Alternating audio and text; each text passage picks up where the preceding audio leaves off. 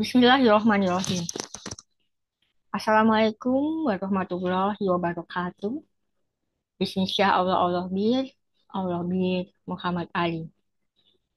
So this time I would like to talk in English about pseudo-porcelain, and I will give also a slide so that you can read in Indonesian language and in English language.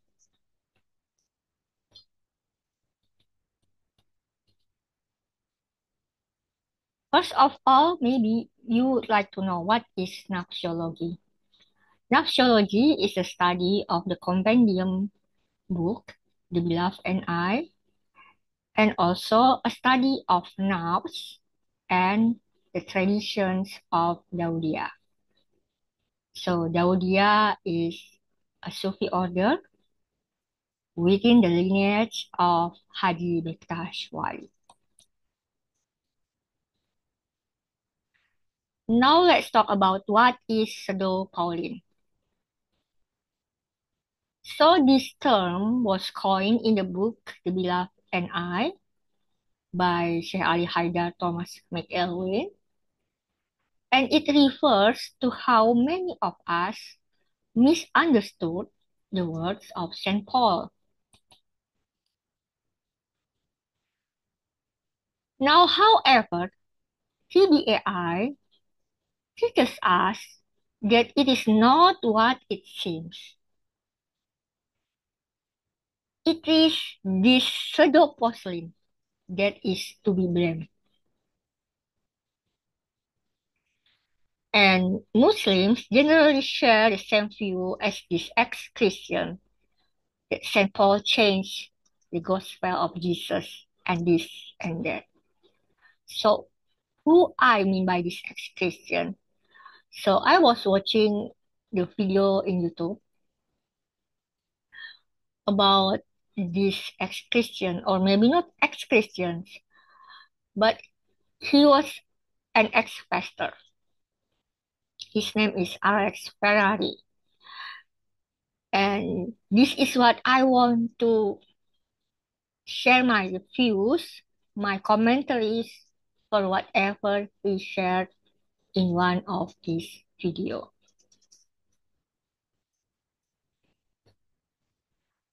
So after we know that Muslims generally share the same view as Alex Ferrari, that St. Paul had changed the gospel of Jesus and this and that and so on. Now we know that Muslims took this idea from the Christians themselves. In fact, most of us would consider him a wicked person if we don't believe in Christianity today. So, if we are not Christians or we don't believe in any doctrines or dogmas in Christianity in whatever church, most of us usually will think that Saint Paul was a wicked person. At least he is not a good person and he made up this Christianity or he changed the teachings of Jesus Christ. Just as what perhaps Alex Alex Ferrari has said in his channel. The Beloved and I, however, taught me that St. Paul taught about the concept of imamah, which is in line, in the same rhymes with the Shiite beliefs, especially the Imamiyah or the Trafarism, that is about the authority of divine guidance given by God in a continuous lineage. Nafsiology calls the concept or system of imamah as parampara. So the word is parampara. Meanwhile, the delivery or the conveying of transmission within the Ahlul Bait or the member of the house is called sampradaya. And the bait or the household is called hotak or heart in English. This parampara system is what is meant in the Torah, which is in a special book, that is Leviticus, or in Hebrew is Leviat, or in what Quran means Lam is Leviat. So Alif Lam Mim, and you know that in several mutakaat in Quran, Lam, it means Leviat. In the Sampradaya system, a murshid passes down or conveys a personal transmission to a disciple, or in Arabic is murid. So when he or she, as a murshid, passing down or conveying this personal transmission to a disciple, to a murid, it is marked by an ijazah. So ijazah is a traditional Sufi term containing certain practices or lineage. That is certain zikir and tawasul and the like. So sampradaya and parampara is not a mass learning. So sampradaya is not a mass studying. It's not like in big church, no. However, it can also be in a small number, around perhaps 40 to 70 students or disciples. So it's like an intensive class in which the murshid or the teacher, the master, knows each disciple personally. And likewise, his or her disciple, murid, know the murshid, know the teacher directly. So in nafsology, for the disciple who have known personally and have studied personally like that, there are at least two categories. First is the one who has not been initiated. It is called a talib.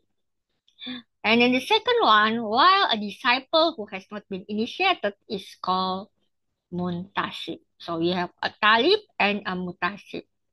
So a muntasib is a follower or a disciple, but he has studied personally in this way, but has not yet initiated. However, there is another follower, a follower or a disciple who has not studied personally in this Sampradaya system. It's called muhib, or follower, or refer. Yeah.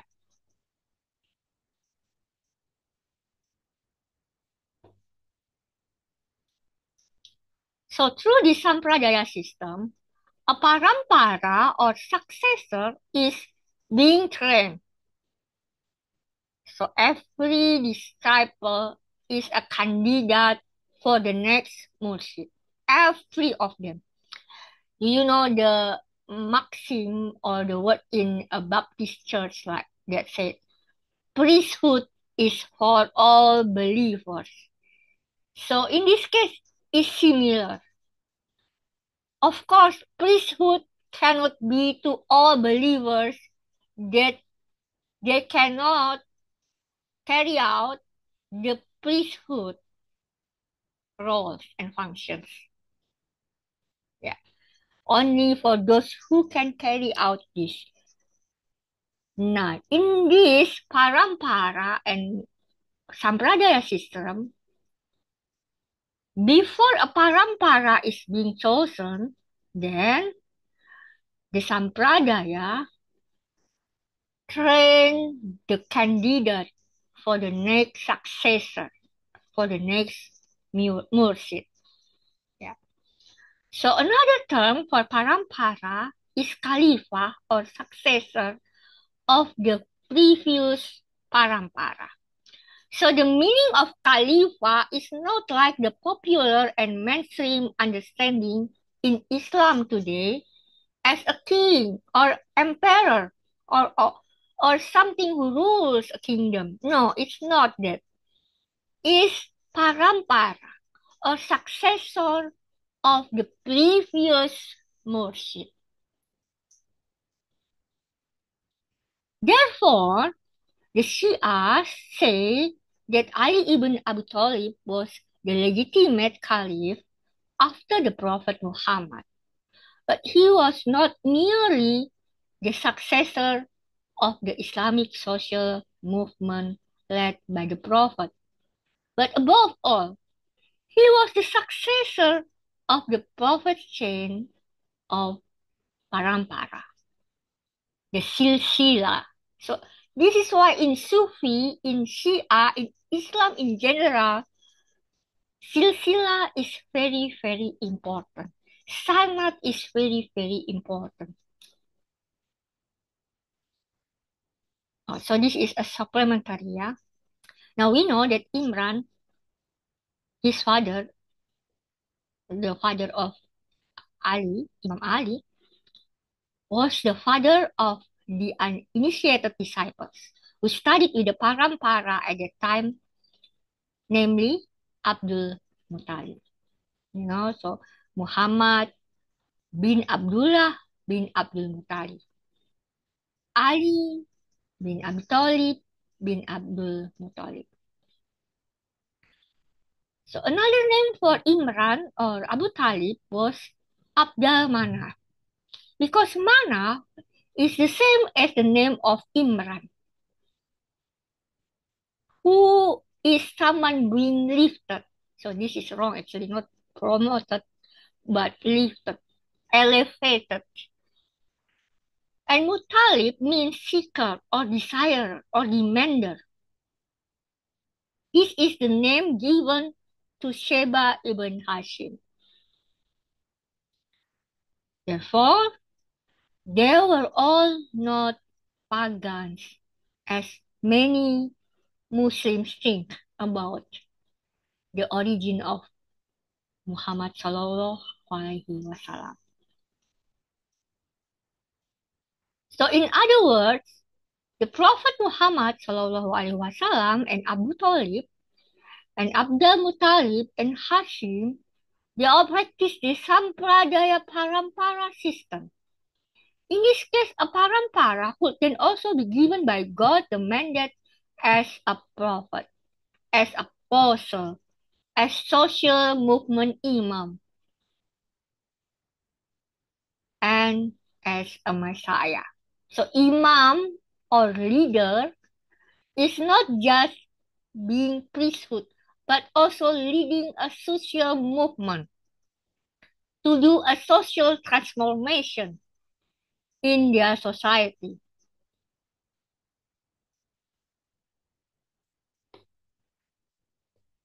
And the others only continue the transmission, which if they fulfill the mandate of the caliphate well, then they will be remembered as waliullah or saint, or even waliullah khutub, or the root of a tariqah, of an order. For example, is Haji Bektash Wali.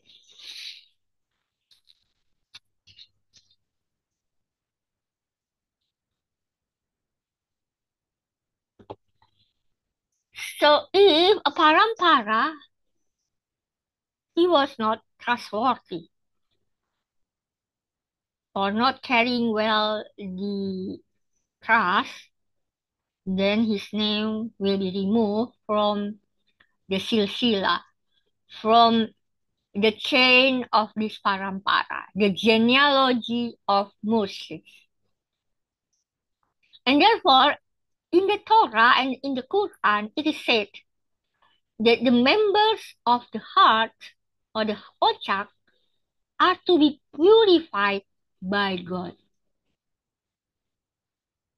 So it means all of the disciple, the Ahlul Bayt, like Salman al-Farisi. So now why every prophet, why every prophet, apostle, and imam is given a breastplate of purity, which is in CET is called infallibility. Maksud, that is, a prophet or imam will not convey false words and not violating the Decalogue or the Al-Furqan, the Furqan, which is called the Sharia or the law. Now, Saint Paul was a Pharisee. He was a Pharisee when Jesus Christ was crucified for leading a movement against imperialism and colonialism by restoring the religious teachings of the children of Israel that were misunderstood, misused, or even being exploited, being abused for imperialism and colonialism. At the time, some of the children of Israel had become Jews, and many of these Jews followed imperialist consensus Judaism.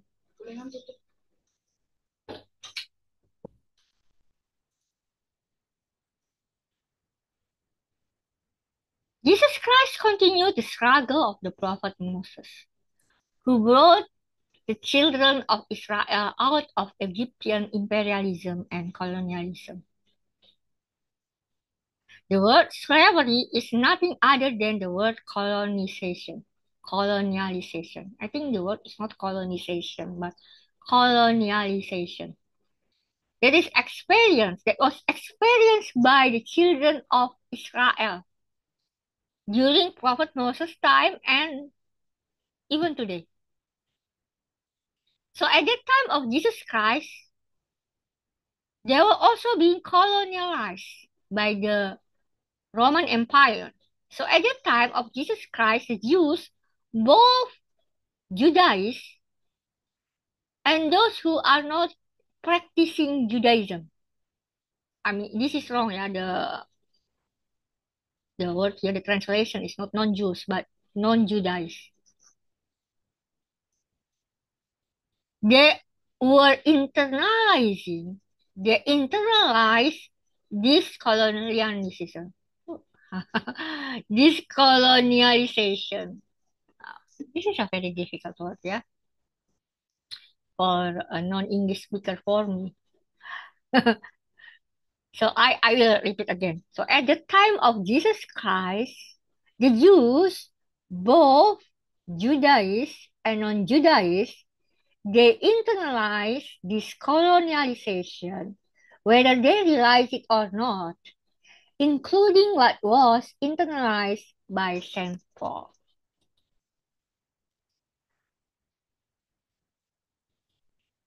And Saint Paul came out of his ignorance in this imperialist consensus Judaism.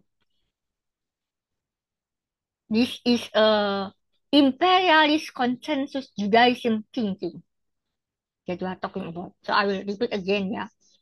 And Saint Paul came out of his ignorance, Jahiliyyah in Arabic, in the imperialist consensus Judaism thinking and the popular consensus of society about what a Messiah, about a Christ, and a religious leader are. So he realized that the prophet Moses and the prophet David and other parampara of the children of Israel, like Prophet Noah, Prophet Abraham, uh, Prophet Jeremiah, Isaiah, and so on, were not chosen through any consensus, not by any consensus of any assembly. And the Messiah would not always conform to the masses or with the power, with the secular power, of course.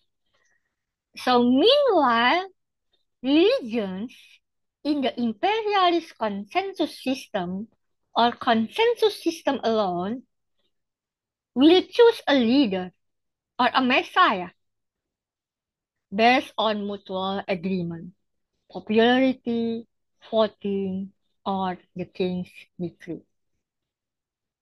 This is different in Parampara system because in Parampara, a murshid will choose his or her next successor from among his murids, and then he chose it because she has already received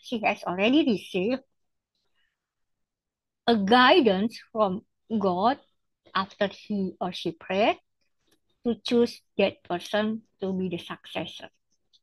Or God, through revelations, come to him or to her to choose the next successor. Thus, in this way, St. Paul reverted to the original religion of Jesus Christ. He taught the very imamah of Jesus and taught about the imamah. Because most people at the time, the Pharisees and other Jews, they don't practice this anymore.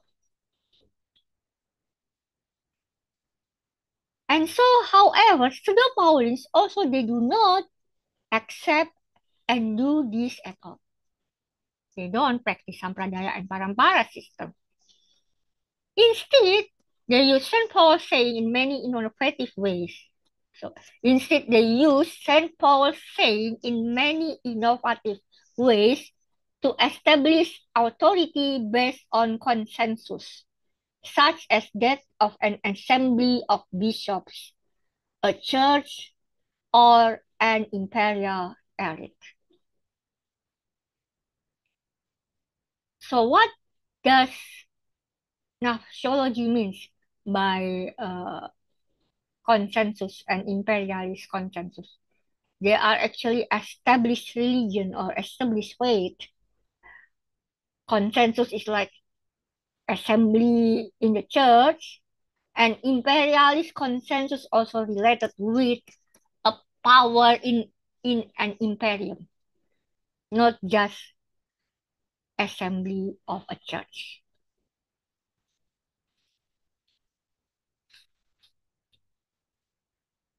So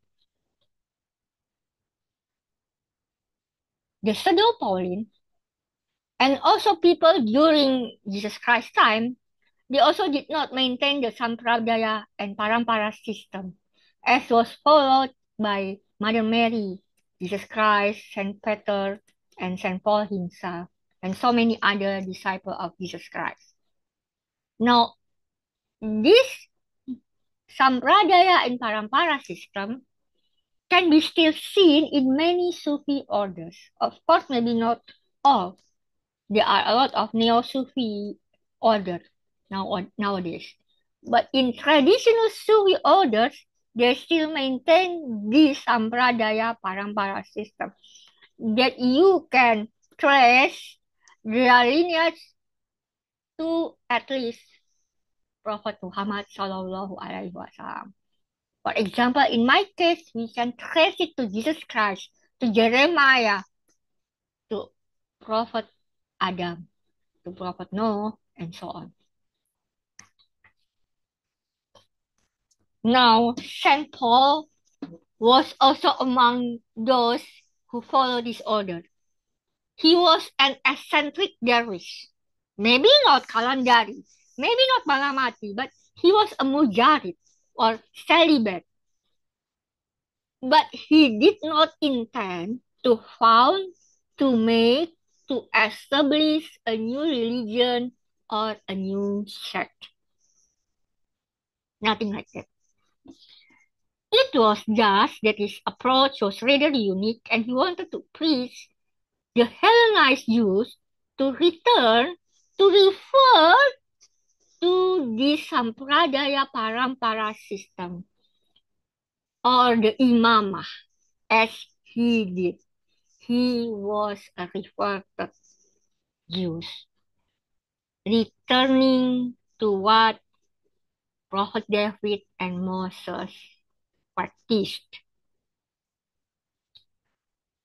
Now, I actually agree with Brother Alex Ferrari that Jesus Christ preserved the Decalogue or the Ten Commandments as the law. However, I disagree with his view of St. Paul that he rejected the law or that the law was replaced by St. Paul. This is a pseudo-Pauline view.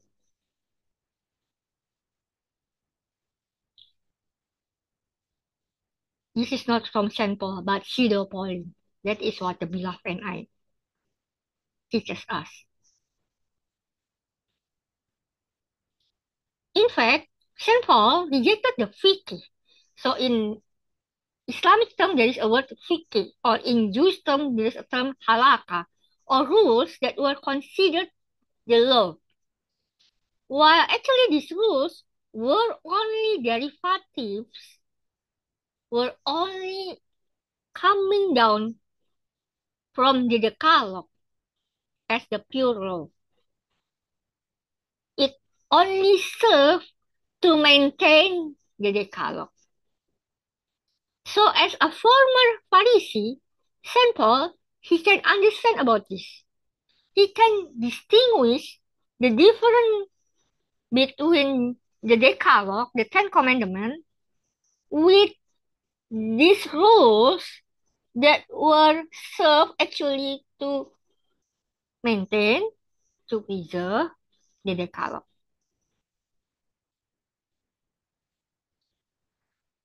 This is actually the same as Muslims from the consensus model today or from the imperialist consensus model today, who understand that the fiqh or the rules of the prophets as Sharia. So people say these Sharia are Sharia.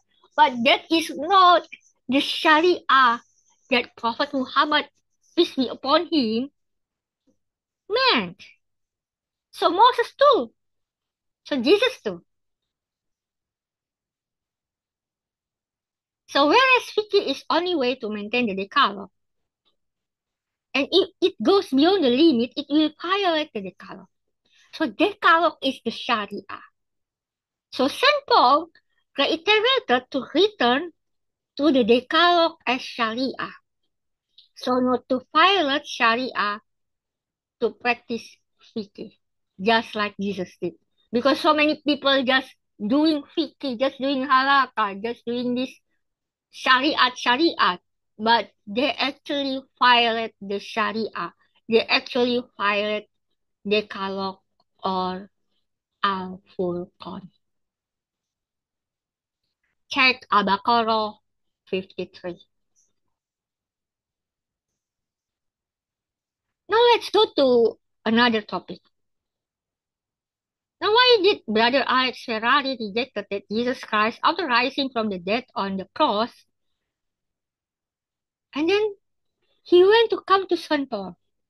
Why did he deny this, or he seems disagree with this, like he mentioned the theory or doctrine of dispensation.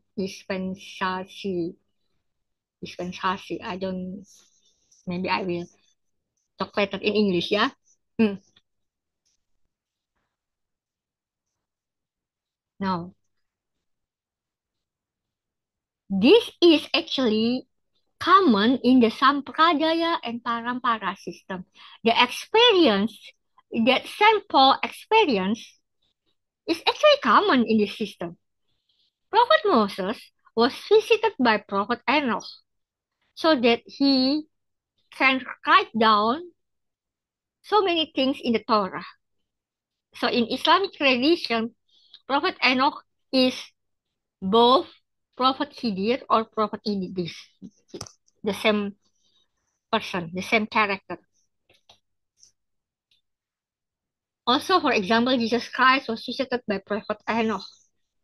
as prophet and Moses. So actually, the story when he was visited by Prophet Moses and Prophet Elijah, actually it was not Prophet Moses but Prophet Enoch, and so on. So the Greek teachers, the Greek masters in the robe of the occultation, it's not supernatural, but occultation, gaib in Arabic, they can appear as themselves or as the characters of other people or as certain angelic archetypes.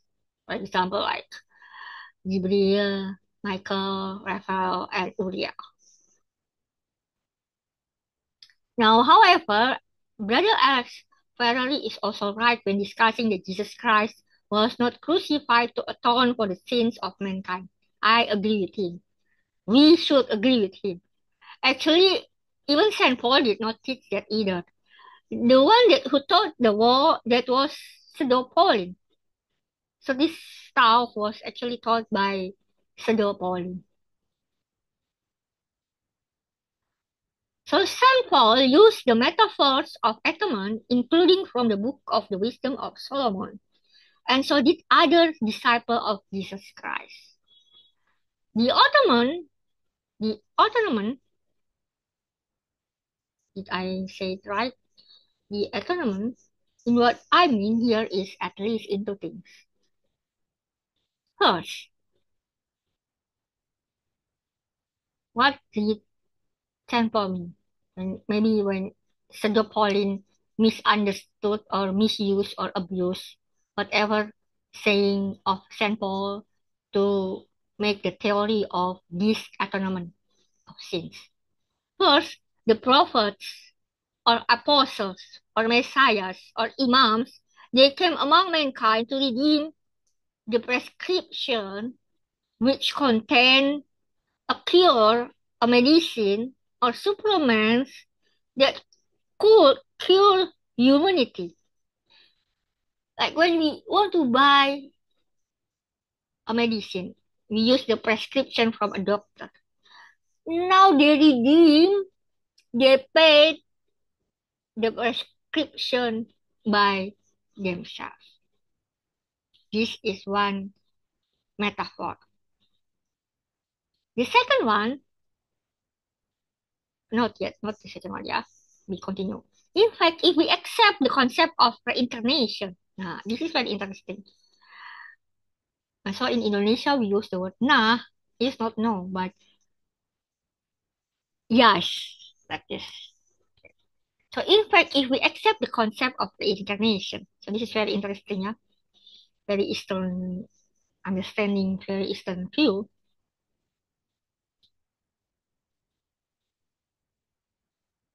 These prophets, these messengers of God, whether they function and role as prophets, as apostles, or as imams, they are none other than the ancestors in Sida, which include angels and others, that they reincarnated or return as being human. Now, Sida is the term I use in astrology, means the station or the makam of perfection. Kamil, insan kamil.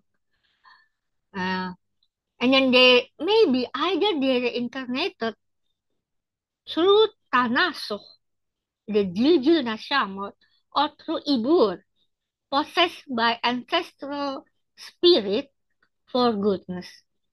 Not the other one. The other one is the book, possessed by bad spirit, by evil spirits.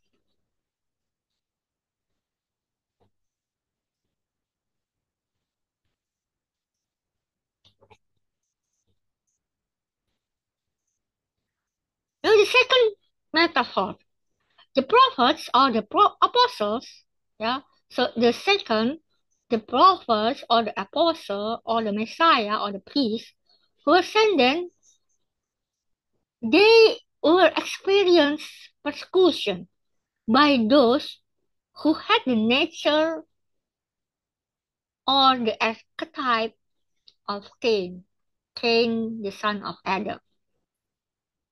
Yeah. So like Jesus, like Imam Ali, Imam Hussein, they were all persecuted by those who had the archetype nature of Cain. In the Beloved and I, there are seven initial or first seven archetypes. They are Adam, Eve, Nahesh or the old serpent, and Cain and Abel and Seth. These, these are seven important archetypes to understand the next revelations from Torah to Nebiim and Ketubim or Zabur, and then to Injil or the Gospels, and then to the Quran. Now, because of this archetype of Cain, so those who had this nature of Cain, they crucified Jesus. Those who crucified Jesus saw that they had redeemed Jesus Christ to show their truth. They want to say that, like, Cain, I am the truth. I am the one who should get the authority from God because I had persecuted, murdered this person that was Jesus Christ. So what actually in that channel, in that YouTube video, maybe not in other video, but the one that I watched, what Alex Ferrari did not highlight was how the Roman minions among the Jews and the Romans themselves, who also persecuted Jews, Jesus, were doing the second thing. The second thing, yeah, they were doing as Cain.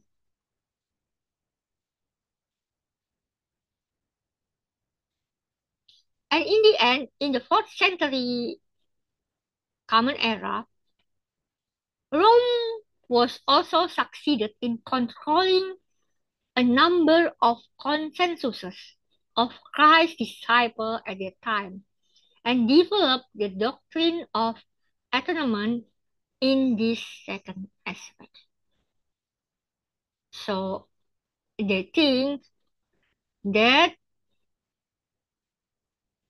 Jesus Christ was murdered in order to atone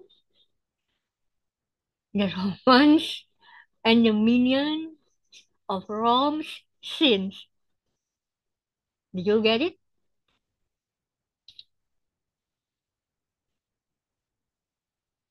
However, in this case, Brother Alex Ferrari was right that Jesus Christ did not teach that it is obligatory to make any offering or sacrifice, the kurban. No. He mentioned about offering of animal meat and so on and so on. However, this does not mean that Jesus Christ forbid it at all. So Jesus allowed doing it too, but it's not forbidding it at all. What he taught was based on the principle of the Decalogue, especially the third commandment, which is, if you remember, it is forbidden to mention in the name of Yahweh of Yahweh in vain.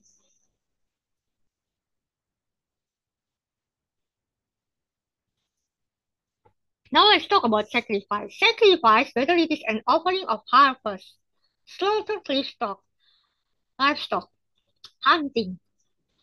You know, like when you have hunt a bird, then you brought it to the temple, or money, or your jewelry, or yourself.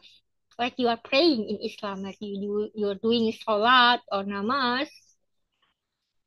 When you do this to please God, so that God will fulfill your prayer request, The one who do this will go into heaven. This is pagan.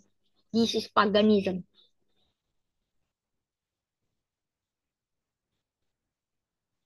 However, if it is done out of gratitude by sharing with others or confessing sins because they violated the Decalogue or asking for God's guidance by learning to share with others. So when you do kurban or offerings, it is actually to do to gratitude for being thankful, for being grateful to Allah or to Yahweh or Elohim or whatever you want to call Tuhan, Tengri, Tian, God, and so on. Or when you confess your sins or you want to ask guidance, you go to the temple, you go to the mosque, you go to a church or a synagogue, you give money or you make a banquet of meal, you want to invite the poor to eat together with you. This is learning to share with others so that you will soften your heart to receive the guidance from God. And you can understand why you did the sins and you will not do the sin again. This is actually the thing that you can do, not in the term that you do sacrifice or that you please God. Because does God need all this meat, all this kurban of lamb or money or whatever is this? No, of course not. Now, the disciple of Jesus Christ who were initiated, so in Islamic tradition the term is sibgah, or in Christian tradition is called baptized. So either those who were initiated before the era of occultation or after the era of occultation, the Gaib, they were all not having different understanding at all. They did not have different understanding at all in the doctrine and dogma according to this most basic tree of life system.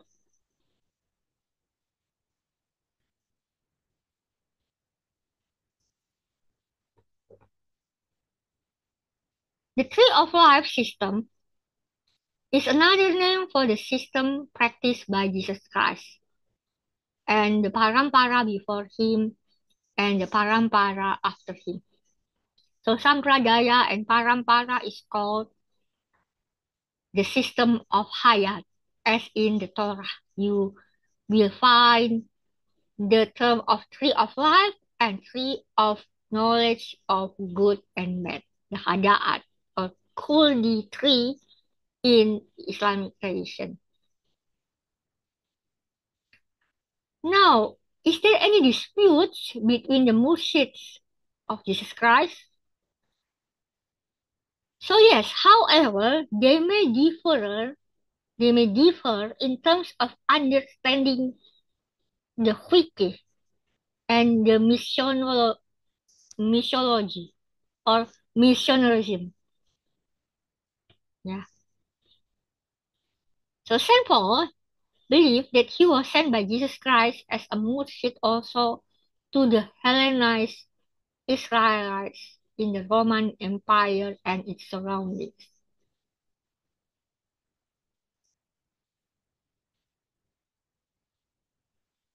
Yeah, you get this? So Saint Paul,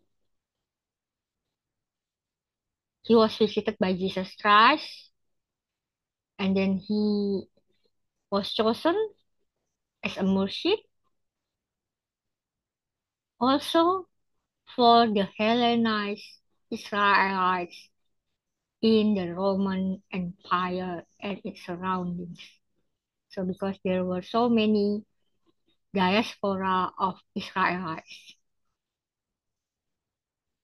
Now, while some other disciples felt that Jesus Christ only sent them as mursid among the Jews.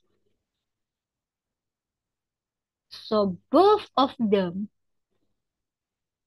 actually asked that all are supposed to refer to the tree of life system that was re-established by the prophet Enoch 5,700 more ago.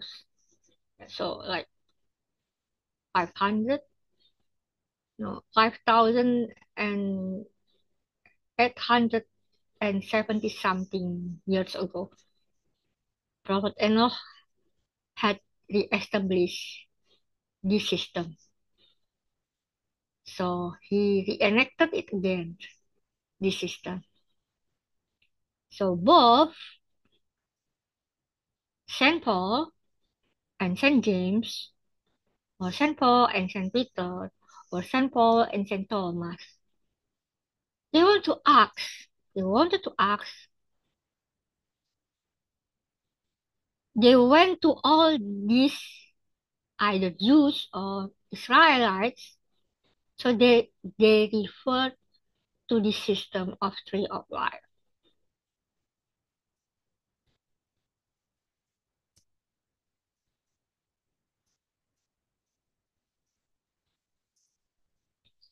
However, when the disciple of the third century generation began to become Hellenized consensuses, and in the fourth century they become imperialist consensus, become Christianity. Then what happened was what Alex Ferrari criticized Christianity today. So in this sense, he was right. Now, especially the various Protestant and charismatic churches. But this did not exclude Roman Catholic Church and Orthodox churches because I've learned mostly about Roman Catholic Church and Orthodox churches when I was in Rome. So, for example, the term or concept of infidelity, kafir, apostasy, or murtad, sin, reward, dispensation. Yeah, so the word is dispensationalism. Dispensationalism. Huh. So forgive me with my English, yeah. And then atonement or rapture or soteriology and so on. So many, yeah.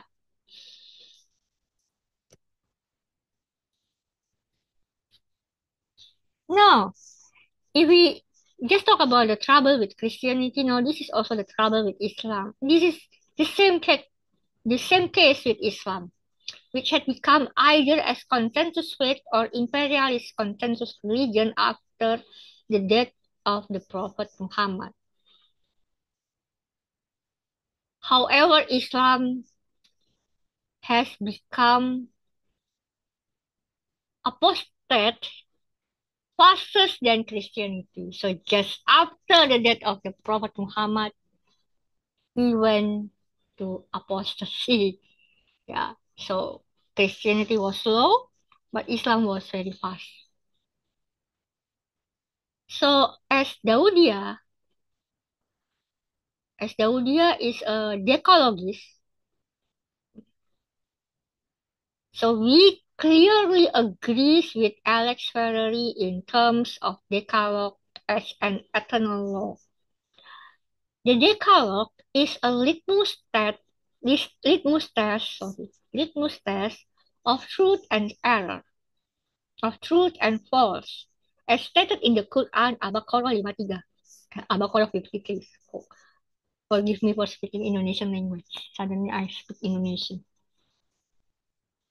And then therefore, to distinguish between infidels and believers and between Muslims and non-Muslims, of course, the term Muslims here not the term Muslims as those imperialist consensus men, yeah, but Muslims as those who submitted to God,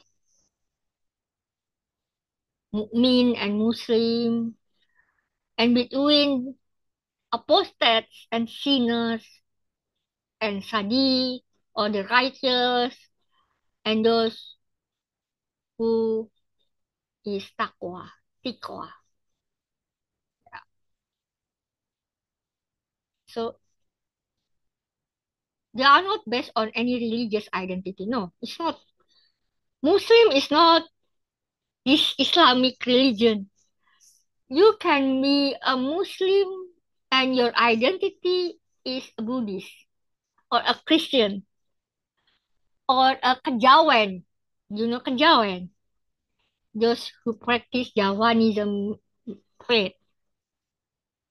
Or you are a Taoism and so on. So in essence, also the Decalogue or the 10 words is also found as the basic law or the essentials of law that exist in other tree of life system, such as in India, you will know niyama and yama. In Buddhism, you will find Pancasila. Of course, not the Pancasila in Indonesia ideology, but this Pancasila of Buddhism. In China, you have the five principles of Confucius. In Africa, in Southeast Asia, for example, in Javanese, in Kejawen, we know the term Molimo. In America island, the big island, before those European colonialization, and so on. So this is what I want to talk today in this video. I'm sorry with my bad English because I also have some disability with my tongue because I have three autoimmune diseases, three autoimmune disorders. So sometimes I have um, difficulty saying something. So Idamastu, which mean may we all be perfected. Semoga kita mencapai kesempurnaan. So I hope this video is useful for all of us. Assalamualaikum warahmatullahi wabarakatuh. Bilahi fisabilillah wastabikul khairat. Bismillah Allah Allahu Muhammad.